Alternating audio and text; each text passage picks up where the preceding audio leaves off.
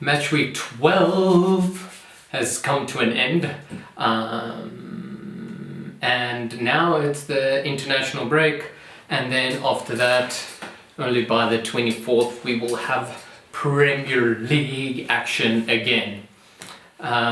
It was finally, the table has 4 positions properly. The table has a first, a second, a third, and a fourth place, no ties, all working out on goal difference, points difference. Manchester City up top, Liverpool, Chelsea, Tottenham, and I think Arsenal might overtake Tottenham by the end of this, but I think this is kind of how the table is going to look close to the end of the year, or close to the end of the season.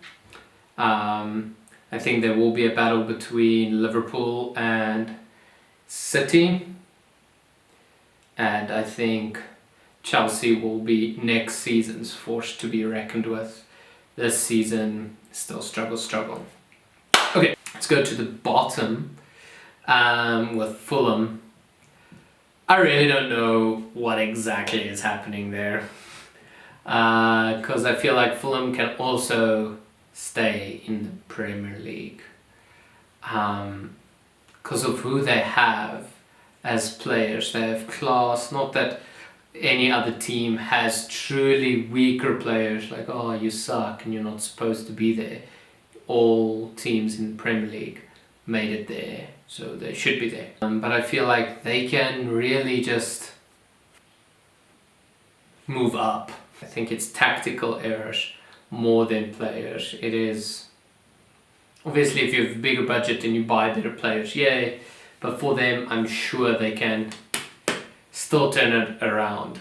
What's fun about this season so far is teams are not in their divisions where they are competing, they're still close.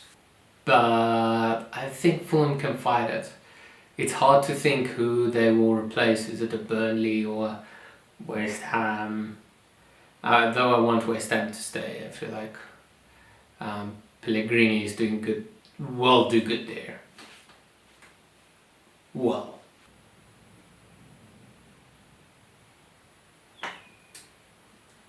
Jose Mourinho and Manchester United. Coming from a wonderful win, nail-biting match at Turin, beating Juventus. Those 2 late goals. They played really well. Obviously, maybe the travel and the distance made it difficult for them, but then you manage for that ahead of time. Think which match is more important for where your team is, manage, take a draw or the loss in the lesser important match, and then fight for that. So I don't know if he wants to win the Champions League rather than the Premier League, but it shouldn't be an excuse that your team has travelled. Yes, maybe Manchester City had it easier playing Shakhtar Donetsk and breezing through with 6-0, but I don't think any of those normal things that comes with soccer should be the excuse. With football, yes. I think Manchester United played well. It wasn't like the worst, like, oh dear. They held the current leaders and reigning champs so far. Yeah, they did well.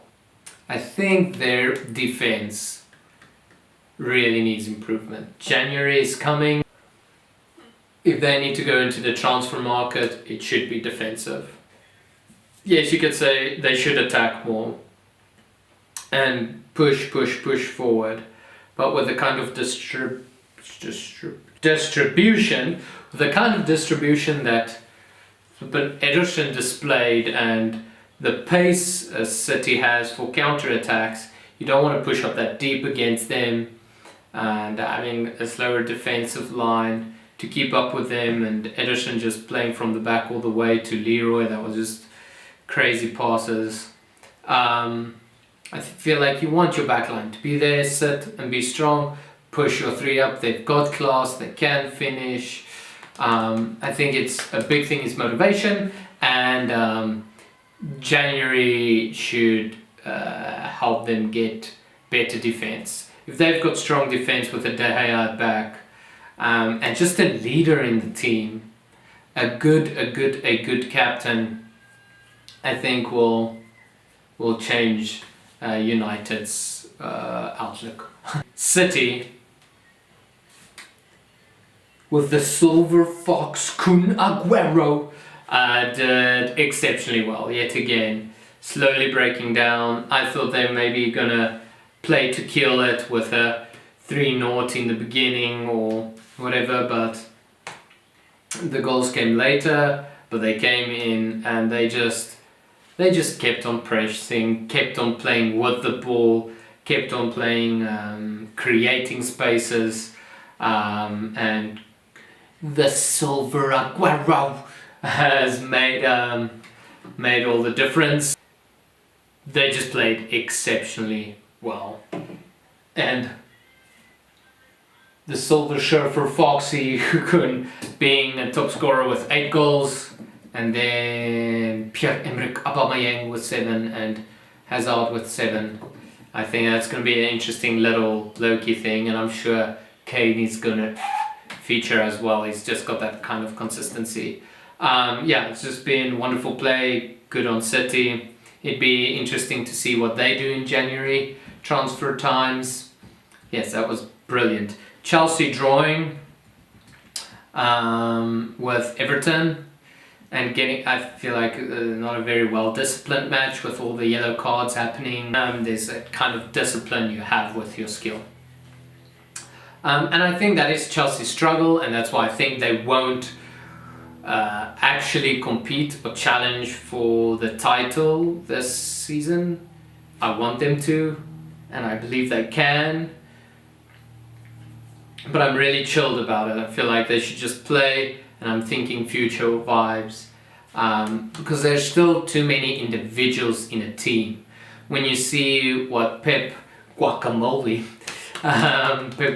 has done with City, is the style of play, the way they string passes, that last couple of minutes, last minute they had in extra time, and it was Sterling, Leroy and Foden playing the whole time. Okay, Pep even admitted that Sterling's little step overs was unnecessary and shouldn't play by that.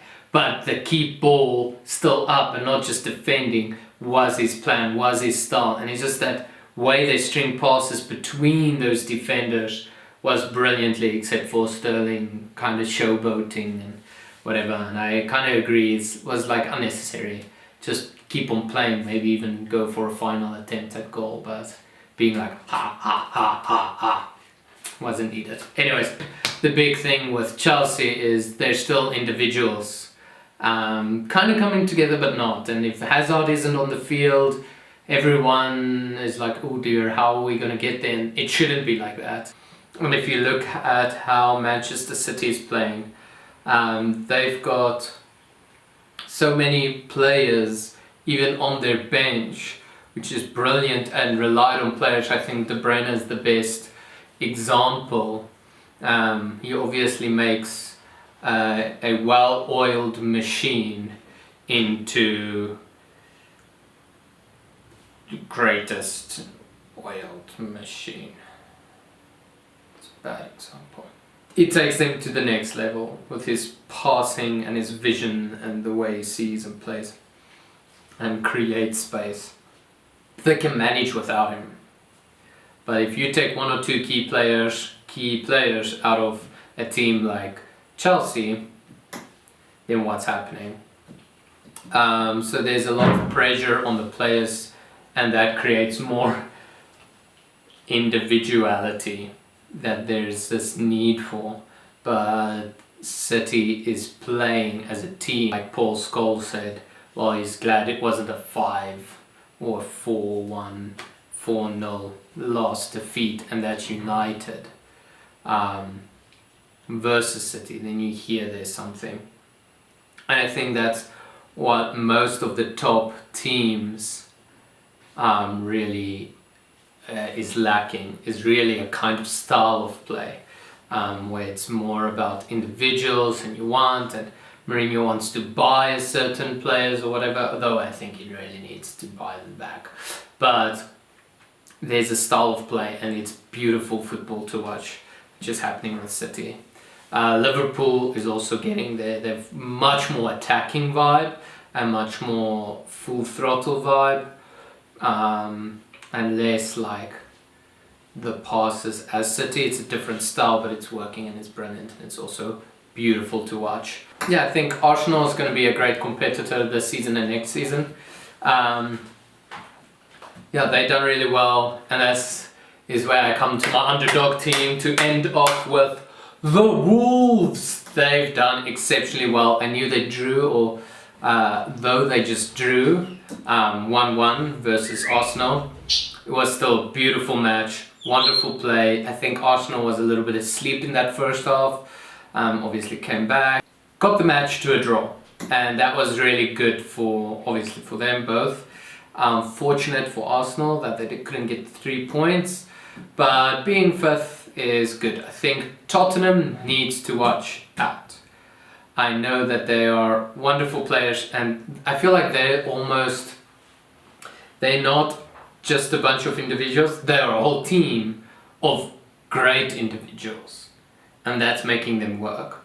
They've also got a good way of playing. I mean, every team that's there plays really well, but I think they might need actually a player to just put the final play in. There's something missing. But that is them. Wolves has done exceptionally well. Played to the max. They have their draw. They're getting, I think they're 12th on the table right now. I want them to finish in the top 10. I'm hoping for an 8th. This is for them. I like their manager. I like their play. I like their story. Everything they do is just wonderful. Keep watching. Yeah, Wolves, you're doing really well, and I think we should make a national Kunde. We will all have big eyes and silver hair. Thank you for watching. Enjoy the international break, and we will be back at the 24th, 25th of November with the next Premier League and Champs Leagues. Like, share if you want to. Follow me on Twitter. Subscribe, ring the bell, more and more will happen. Thank you so much. As I say, always remember, while I'm clapping so much, always remember, enjoy the beautiful game, live your life beautifully, for life is truly beautiful. Peace and love. I'm out.